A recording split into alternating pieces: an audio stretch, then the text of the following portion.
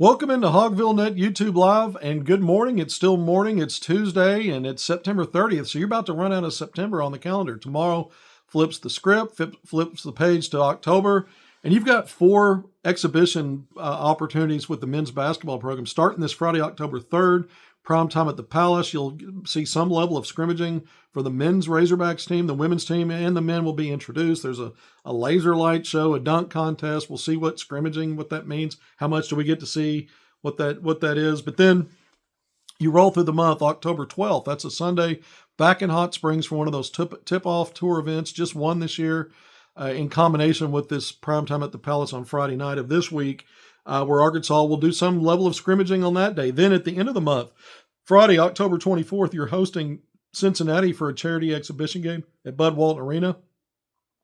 3 days later, Monday, October 27th, or 4 days later, I guess, you're on the road for a charity exhibition game against the Memphis Tigers.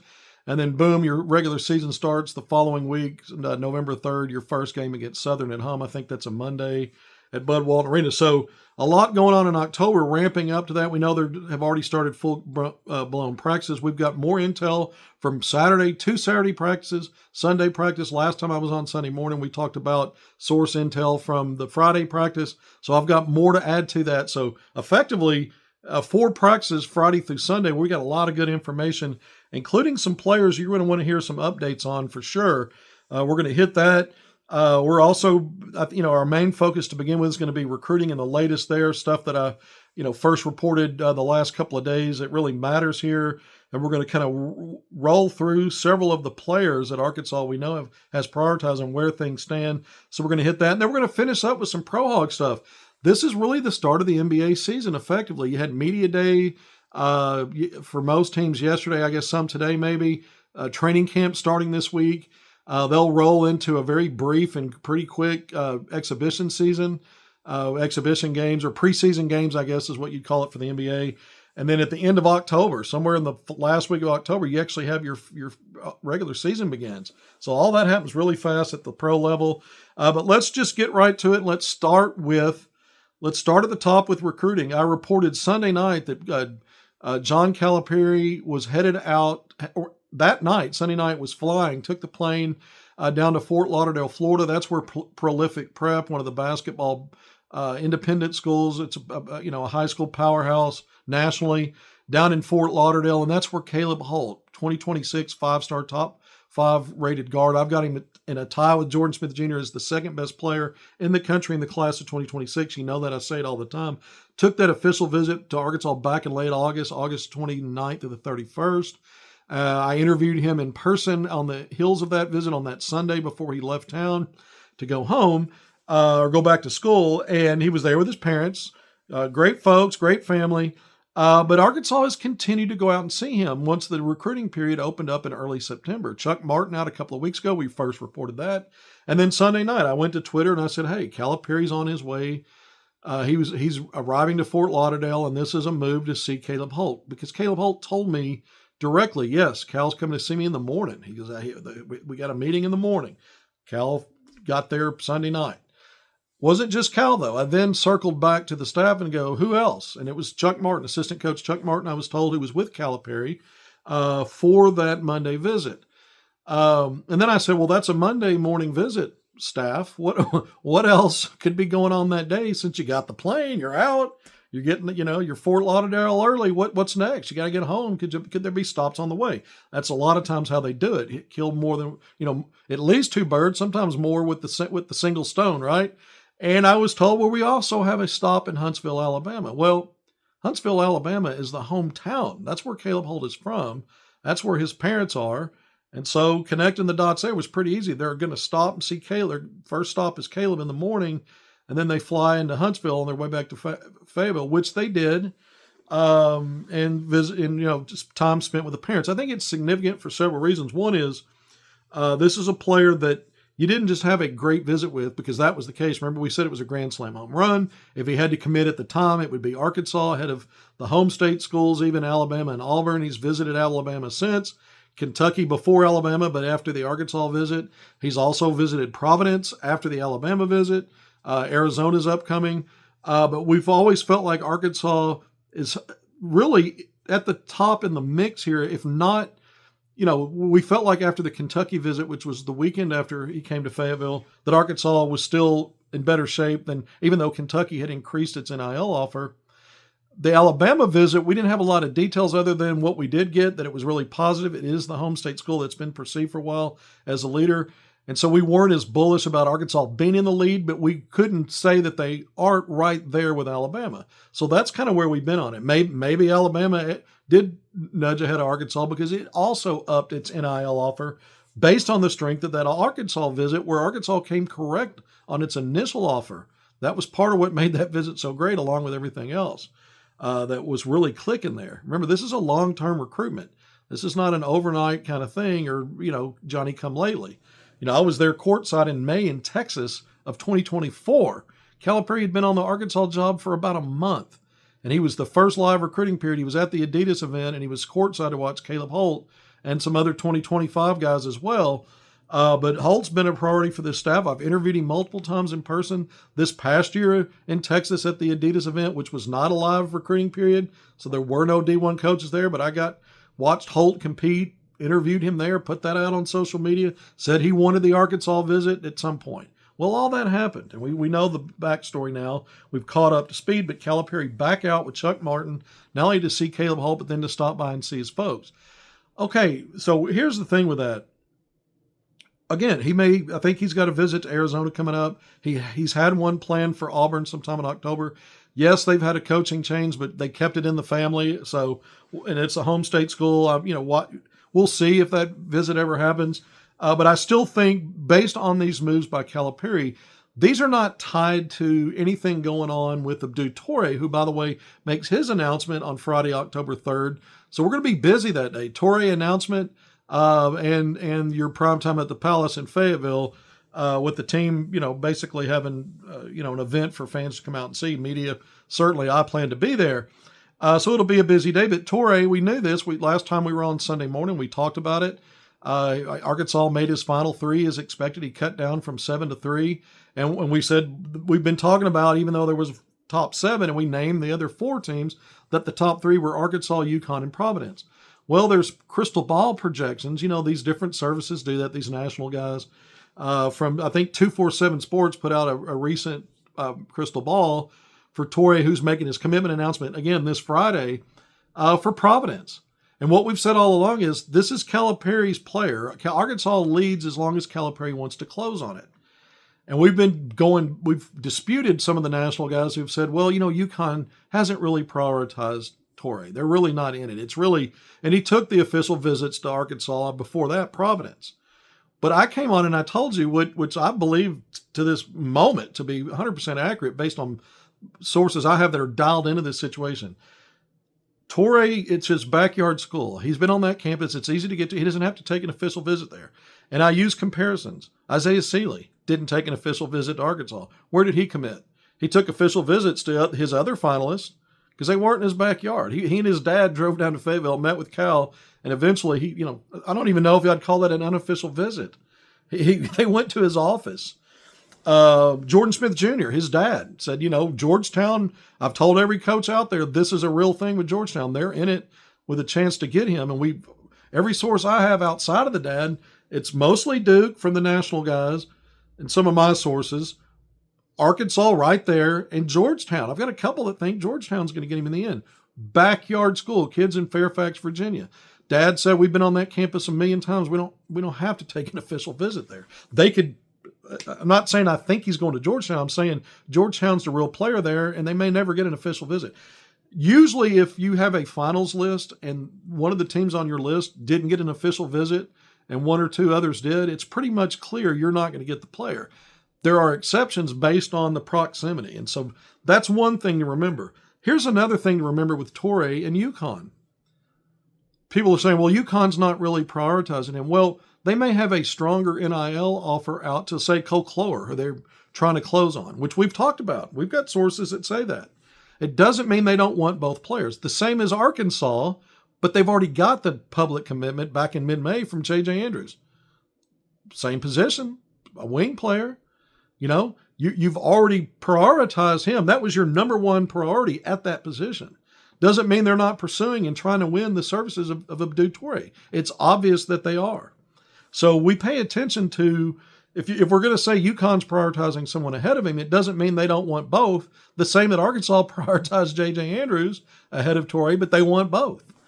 At the end of the day, because you're prioritizing other guys ahead, there are going to be limits in NIL for both Arkansas and Georgetown, or excuse me, both Arkansas and UConn. Okay, so I just got a notification as I'm recording this, and I'm going to go ahead and share it for you. I've been telling you for a while that, so we're going to get back to this, but this is recruiting. It just came on my notification. This is kind of cool. We've done this a couple of times lately. It's just worked out this way. So I just got a text from Baba Aladattin's dad, who I've stayed in touch with. We've said all along that his visit date of the week planned for October 24th through the 26th has been tentative, and that his dad wanted to wait till we got into the early part of October to confirm that that's what they plan to do. Remember, this weekend is an opportunity to bring in visitors. Now, he's got a planned visit to Georgetown this weekend, but things change and you just never know. But his dad just reached out to me and has confirmed the 24th to the 26th.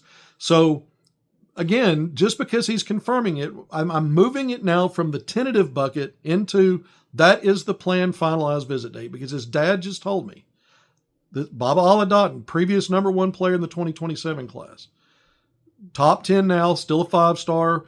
We've talked about how much John Calipari's prioritized him, spent a lot of time out to see him, including very recently we went back out to see him and Jordan Smith Jr. in that DMV area, D.C., Baltimore, Maryland, and Fairfax, Virginia, that intersecting metropolitan area. So this is no surprise at all that he's maintaining his visit, and it's not a surprise that they're keeping, that it's not at this point a tentative visit date, that they're going to stick to that. And again, he's supposed to visit Georgetown this weekend. He's already visited Maryland, Virginia Tech, where his dad was a player back in the day, back in the 90s, back when Arkansas was cooking in its basketball program. His dad played at Virginia Tech.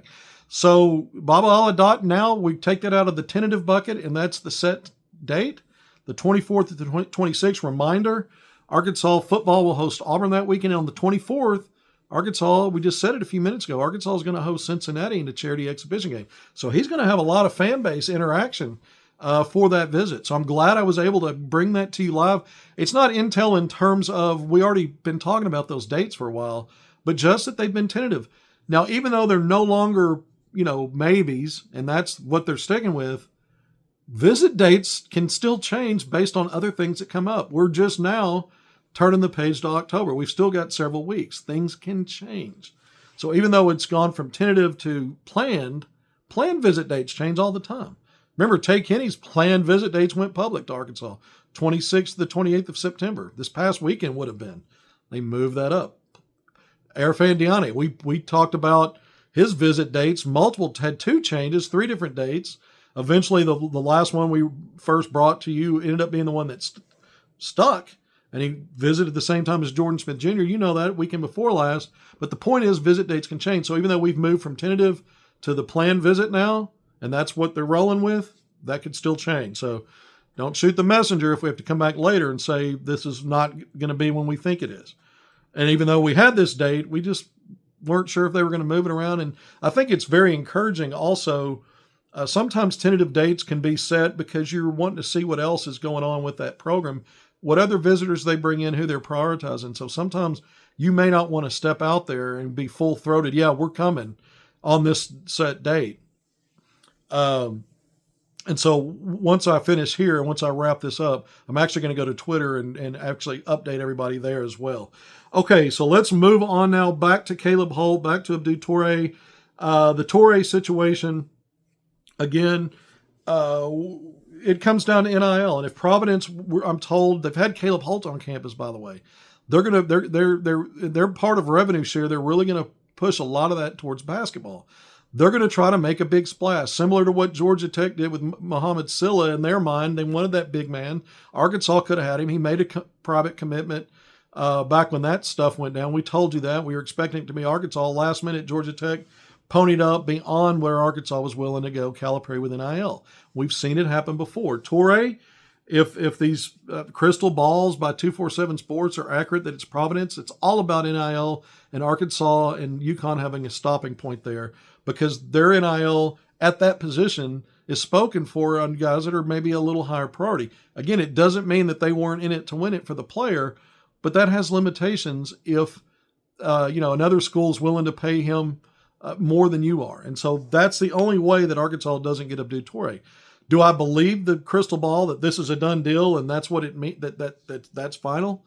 No, because we've also always said Calipari has wiggle room in his valuation ranges. And so not knowing specifically what the NIL offer is for Toure from Providence, I don't know that Arkansas can't meet the measure or exceed it. Remember, the last minute Missouri, going back in history again with J.J. Andrews, the crystal balls were out there, the predictions, he was going to Missouri. And we came out of the weekend prior to his midweek announcement, 8.5 on a scale of 10 that it was Arkansas, only because of the threat of NIL from someone like Missouri. And then sure enough, we got wind that Missouri upped it and tried to push ahead of everybody at the end. And that got me nervous going into commitment day. And then on commitment day, I was told very early in the day to relax. Arkansas's got this. And so, that tells me Arkansas had a little more wiggle room in its NIL offer or whatever. I didn't get the specifics on exactly what it was, but other than that, John Calipari closing really well in the final 3 weeks of that recruitment to shift Arkansas into the lead. They weren't in the lead there for a minute. So you have to take all of this with a grain of salt when you see crystal balls, but at the end of the day, that will not be a wrong projection necessarily, because I do think both Arkansas and UConn, when it comes to the NIL part of it, it's not that they don't want the player. It's not that they don't have a vision for him. It's not that they don't have a great pitch. Remember, Toure's been on Arkansas's campus twice. Official visit a couple of weeks ago, and prior to that, October of last year on an unofficial visit. It'll come down to the NIL money. The Ratliff twins, here's some more intel for you. They will not, if you were hoping maybe Arkansas would be getting them in on a visit with all the time the staff has spent, the last few weeks going out to see them, then the scholarship offer, if you were hoping, well, here comes this October 3rd through 5th weekend. This looks like a perfect chance to get those guys in. Maybe we find out about it later in the week or something, or early in the week, whatever. So here's the intel. Not visiting this weekend. Their visit plans are being finalized. That's in the works. They may even be finalized by now, but they won't be this weekend. And I'm told from the folks in Stepanak that they've got some competitive stuff, some games they're playing actually this weekend, so they won't be able to make the trip to Arkansas. Now, things change in recruiting. If something, I can't speak to it if some calculation changes on this. But if they've got games to play, they're not coming, And so that's what I'm told. So no visit this weekend for the Ratliff twins, if you were keeping an eye on that as a possibility. The Ratliff twins, Darius and Adonis, both 7-footers. John Calipari's been out to see him. His son, most recently with his son, Brad, who's on the staff. Brad's been out prior to that with Chuck Martin. Chuck Martin's been out twice since this recruiting period opened up, 3 times if you go back to April 30th. And associate head coach Kenny Payne. All this stuff we've reported when it was happening. We were first to report, I think, all of it. But we've kept tabs on it. That's the point there. And we knew the scholarship offer was coming. The Caleb Holt and Calipari and Martin going out to see those guys, again, this is a recruitment that continues on in terms of Arkansas making that presence. It's not connected to anything else. It's just not. It has nothing to do with where Toure may or may not go. This is a different scenario. And what I will also tell you is if you want to connect it with anybody, it's probably Brandon McCoy Jr. Both top 5-rated 5-star versatile combo guards that bring versatility on both sides of the ball and probably a higher tier when you're talking what you're willing to do in NIL. And so you've got some of the same schools bringing both players in on visits. So I would lump those two together in terms of how Calipari's playing the field on both guys, prioritizing both, with the idea when you combine those two and then maybe having to wait until the spring for a Jordan Smith Jr. decision, the idea is you get at least one of those 3. And I don't think the Toure calculations were ever part of an either or with any of those guys. So I don't, anybody trying to tie what Toure might be doing to the Calipari going out to see Holt. No, that's not what that's about. And again, we were saying Sunday night that Calipari was going. Holt said, yeah, they had that meeting. We just went through the deal with his parents. We actually tweeted Monday before the plane left Fort Lauderdale that was the plan at that point. Once I knew that it was actually they weren't going to change plans there. But again, these are the kind of pursuits that make sense based on the strength of that official visit once you got beyond the long recruitment just to get them onto campus. So we keep our eyes on the idea now that we say Arkansas, to summarize with those guys, Arkansas I think is still right there in the mix at the top of the pecking order, maybe along with Alabama. Not going to say full-throated that Arkansas is the leader for Holt, but I think they might be, and I think they're just right there. With a real chance to seal the deal there. I think with Brandon McCoy, until I hear otherwise, Arkansas is the leader there. I still feel that way. Now, he's taken visits, obviously. Took one to Miami. I'm drawing a blank here. Alabama, he just visited. We know Holt recently visited Alabama. He's got more visits lined up as well. Talking Brandon McCoy Jr., and I still think if Calipari wants to win the Toure sweepstakes, he will. So he'll commit to Arkansas on Friday if Calipari positions the NIL where it makes sense for Toure and it makes sense for Arkansas, because there's no way Arkansas is losing to Providence other than Providence having the bigger bag, because Arkansas stopped at a limit that, quite frankly, Providence is willing. What Arkansas would view as overpaying, Providence is thinking we need to land this. We need to start making some splashes in recruiting. That's what they're dangling to bring in a guy like a Caleb Holt, by the way, who visited there as well. We mentioned that. Erfan Diane, there's also crystal balls out. I guess more of those out from the national guys to Houston. It's been the talking point by the national guys forever. It's been our talking point. His guardian, Alex Victor's, told me all along that Houston's the leader. Arkansas's right up there at the top, probably 1B. Houston's 1, Arkansas's 1A, or however you want to phrase it, 1 and 2. If this isn't horseshoes and hand grenades. If you don't win, you're last, right? Arkansas has prioritized him. We know Calipari's been off campus at least once. We reported that when it was going down a couple of weeks ago as well to go to Iowa United Prep. He just took a visit to Virginia. Indiana's on deck, and then the last one to Houston in October. Later in October, this is maybe it's Houston's to lose. I don't know. NIL-wise, where's Arkansas willing to go there? That's the thing. And so that's Calipari. Those are the choices, the decisions he's making. Jordan Smith Jr., we talk about Duke, Arkansas, Georgetown. Most people think it's Duke's in the lead there. I think the visit that we had both he and Diane on campus the same weekend, we said Arkansas improved its lot with both, and they're already really up there. So they close some gap if they are running second. I think with Houston, it's more clear that that's the case. Probably the same with Jordan Smith Jr. and Duke. But we may have to wait a bit longer with Jordan Smith Jr. because he's still talking about getting his done in the spring. Now, that could change, but that's what it looks like for now. We just said the Ratliff twins not this weekend, but Arkansas is working to finalize those visit dates. Baba Aladat now set for October 24th through the 26th. Chase Foster, class of 2026, 6'8" forward. We'll keep an eye on that. We know that Arkansas made that late offer after Nike Peach Jam. I think it was in early August, some point like in time. I think that was the point in time where that offer came out, sometime in August. And we've said for a while that they're working to prioritize a visit date. When I've circled back on that, the staff said, yeah, keep an eye on that one. He's taking other visits. We'll see what shakes out. Mika Murnin signing with the Euro Pro team after looking really good as a reserve, playing against grown men and NBA players in Euro Cup. So he's not going to finish his senior season or last year in the States. Like he was at Arizona Compass Prep last year. No spring and summer basketball stateside on the circuit. We know that. Teammates with J.J. Andrews on the Nike E16 Peach Jam Championship July before last in 2024. He was the MVP. JJ got back-to-back titles at Peach Jam, got the MVP this time around. No help from Mika Murnin. Again, he only did Eurobasket, but did really well. And now he's signing with a pro team.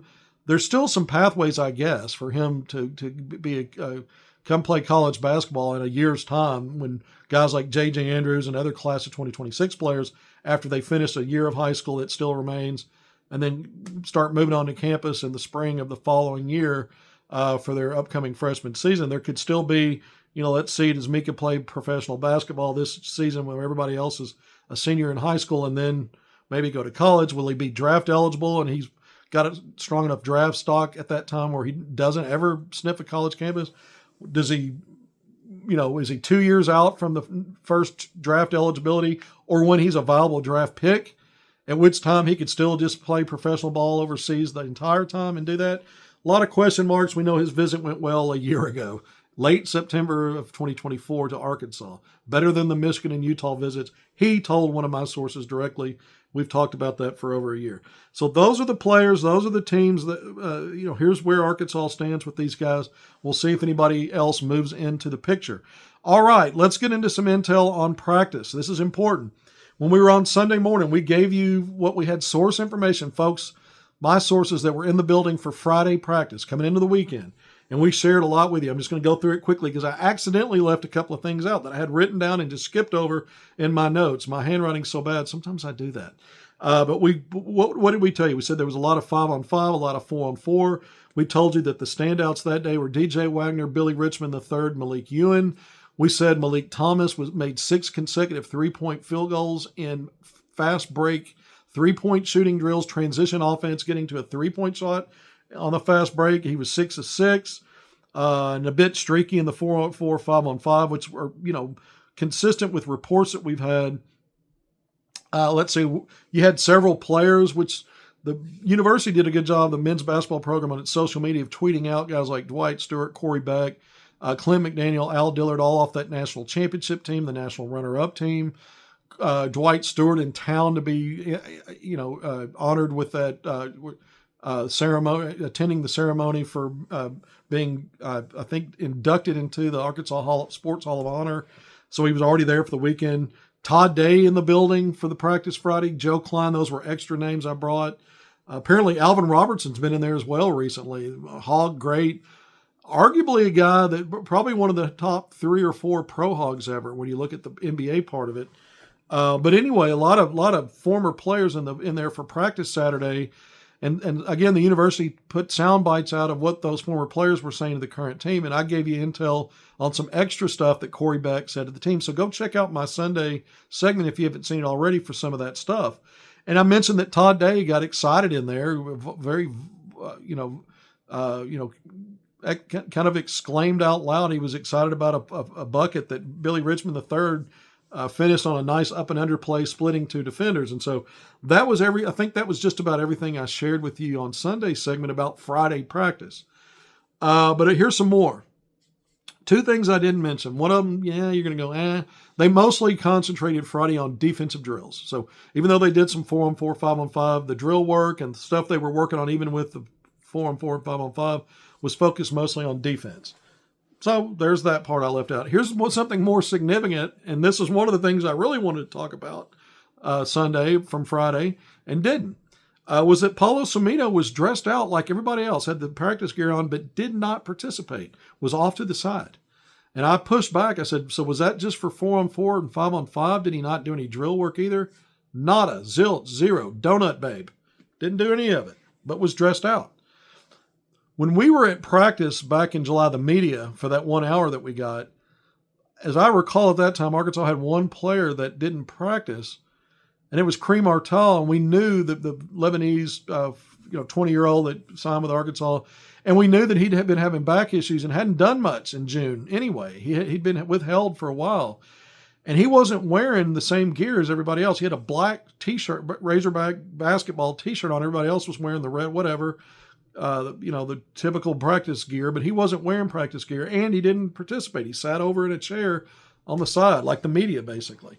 But Paulo was decked out in practice gear on Friday, but was standing there and didn't do anything. Okay, so fast forward to Saturday. What I didn't talk about on Sunday was intel that I later got Sunday night. Remember, Arkansas had 2 unofficial visitors, J.J. Andrews and Anthony Spratt Jr., the 2 in-state players that were attended, they were there. I got photos put out on social media of them before the football game on Saturday.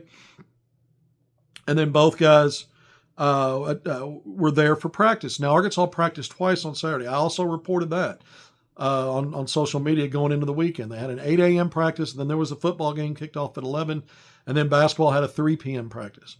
And so Anthony Spratt Jr., I'm told, attended both. J.J. Andrews, I think, attended the afternoon practice. But here's the intel coming from my sources who were there in the building Saturday. And this is a combination of both practices. So here's the intel. Paulo Sumito was dressed out like the rest of the team, but did not participate. He was standing off to the side. We're going to talk more about that in a minute.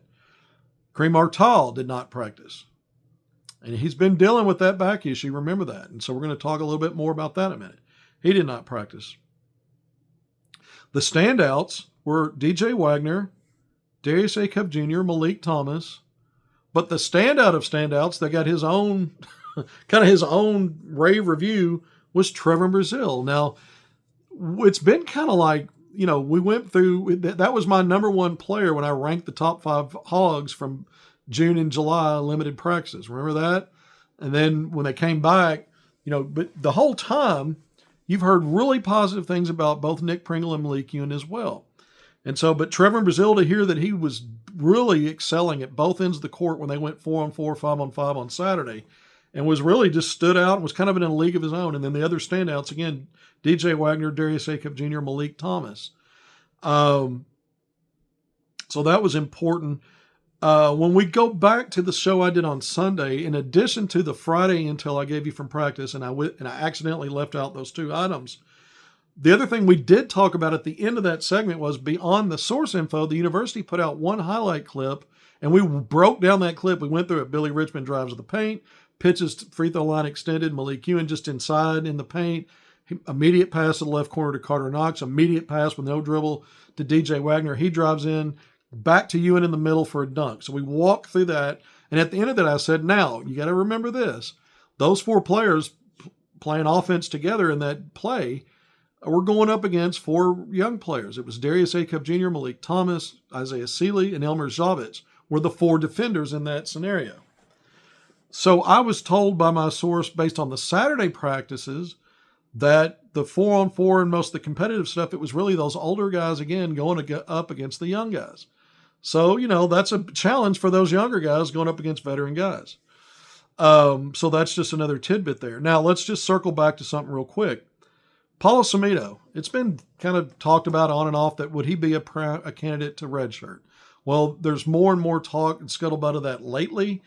Nobody that has a final say on something like that in the room on the Arkansas side of it has confirmed that. And I think it's been expressed from his camp and from his folks that that's the goal and that's the plan for him or what they'd like to see. And so maybe that's part of why he's being withheld. A lot of redshirt players, though, will go through practice. They're at least available for practice. So I'm not sure what exactly is going on there in terms of why that's part of the scenario that even though he's been suited up, he hasn't practiced. By the way, Calipari also had practice on Sunday, at least one, because he had a women's clinic, and that was part of the scenario there. And I got some feedback from that. I was told Nick Pringle did not dress in practice on Sunday. I don't have any major concerns there other than just letting you know he didn't practice Sunday. But again, Paulo Sumito, and then Artal, I'm told, Kareem Artal, we just said he did not practice on either the Saturday practice. I don't know about Sunday, but I'm told he may be out for an extended period of time, so maybe not. Maybe didn't practice Sunday, and then he's going to be out for maybe an extended period of time. So he doesn't factor into the rotation. Neither did Paulo Sumito. We've never suggested they would. That there's a possibility maybe the 10th, 11th guys, and we couldn't even allocate a minutes or a plan game to game for those guys. And it would be more about emergency depth than anything if it came to playing. In which case, I guess you could burn a red shirt if at some point you had some real problems on that front line. But I think there's enough versatility outside of Trevor Brazile with Carter Knox being able to help some in small ball 4. And then defensive versatility in Nick Pringle. I think he can be on the court with either Brazile or Ewan. And as you shift those guys around, and those 3 probably will dominate the minutes on that front line in some capacity in combinations of manning the 4 and 5. So I think you'll see 2 of those players on the court together than you're going to see Carter Knox, another wing and 2 guards, and just 1 big. So I think Arkansas is okay there as long as they don't have injuries, which is the loaded thing because last year they did. And so even though they managed without it, they actually kept winning games or won more games. And you don't really want that to be your formula every time out because attrition could really screw your season up. Didn't quite hurt them like that last year as they had their best basketball, the thinner the lineup got, but you don't want to go into it with that as your plan. All right, we're going to wrap up real quick here with some Pro Hog stuff. I wrote an article about this. I don't know that I brought it up in one of these segments recently, but Nick Smith Jr. was waived by the Charlotte Hornets after year 2. Charlotte had picked up the team option back in October of last year for his third year of his rookie contract. So they're on the hook for his $2.7 million guarantee. Now, he has signed since then, a couple of days ago. Now, today, I think, he signed with the Los Angeles Lakers on a two-way contract. Well, that's G League and NBA. And those two-way contracts are non-specific in terms of how much you'll actually make, because a lot of that money, it's on a scale, and it's based on how much are you actually on an active roster in the NBA and how much of it is G League. And so I don't know how that factors into his guarantee that Charlotte has, if it's prorated based on and it's scaled down based on how much he actually ends up making on this two-way deal in year 1 with LA, or if they're just on the hook for the whole 2.7. I wouldn't think so. I would think that it's offset and prorated by this. But I don't know all the ins and outs. I just know 2.7 million is guaranteed to him for this year, which is good, which is a good thing. And so we'll see what Nick Smith Jr. is able to do in LA. We know Adu Thero, Calipari's first Razorback to be drafted, went early second round, ended up with the Lakers. Did not play Summer League because of that knee. And with training camp about to start, as of yesterday, when he was interviewed at Media Day with the Lakers, he said he still hadn't been cleared and there's been swelling in his knee. There was another report I saw that said, well, he's really close and that they think he'll get cleared in time for, if not all of training camp, most of it or some of it, and then be ready for the preseason games. And this will move swiftly again. Later in October is when the regular season starts. Let's go through some other stuff here. Jalen Williams with Oklahoma City. He is the last NBA player who will ever wear the number 6 on a jersey. That was, arguably one of the GOATs of all time, Bill Russell.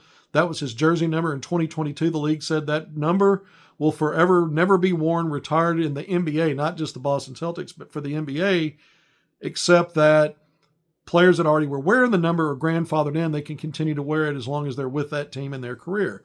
Well, I think there were at least 2 players last year that wore it. One of those is no longer in the NBA or left the team he was on. He may get back in the NBA, but now he's with would be with a new team, and he can't wear the number 6.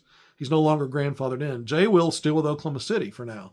So as long as he's with Oklahoma City and playing NBA basketball, he gets to wear number 6 if he wants to, and he's the last NBA player to ever wear the number. So a little history there. You're like, what's the big deal? Moses Moody, Anthony Black, a lot of social media I've seen from their respective teams, Golden State Warriors, and the Orlando Magic, just putting out some reminder highlights that these are young players that'll get ready for them in this upcoming season. Bobby Portis doing Bobby Portis things at press conference, saying he and the Greek Freak Giannis and Miles Turner, who they got from Indiana, that's a big addition on that front line, saying it's once again the best front line in the NBA there in Milwaukee. Miles Turner at the media event chanting Bobby, Bobby, Bobby when Portis was coming up for his part of it. So that's pretty cool. Dan Gafford in his media day saying that the Mavs asked him to drop 10 pounds. They want to see him pop his hops more. Look, this is a guy that can jump out of the gym. He did add a lot of strength, which made him more durable in this NBA. But they want to see him bouncing more, but get back on that pogo stick. So here's a player when he's healthy. Is a really good lob threat, good in two-man game, rim protector galore, a better rebounder in this stage of his career than he was in the past. Maybe part of that was adding that strength, but he shed 10 pounds at the request, at the behest of the Mavericks. Let's see if they can get back. They remember 2 years ago after he was traded from Washington. He helped the Mavericks get to the NBA Finals as really the starter on that front line, splitting time at that 5 spot. Who else do we have as Pro Hogs to talk about? We pretty much went through most of it here. I'm really interested to see, obviously, looking at the Lakers now with Nick Smith Jr., a two-way deal, spend most of that in the G League. Thero's probably going to spend a lot of time in the G League when he's cleared. So those guys are going to be playing a lot probably together in the G League. So we'll have reasons to talk about the G League. All right, just under 40 minutes in, I'm signing off now. Thank you for joining me on HogvilleNET YouTube Live. I'm Kevin McPherson. Until next time, see you soon.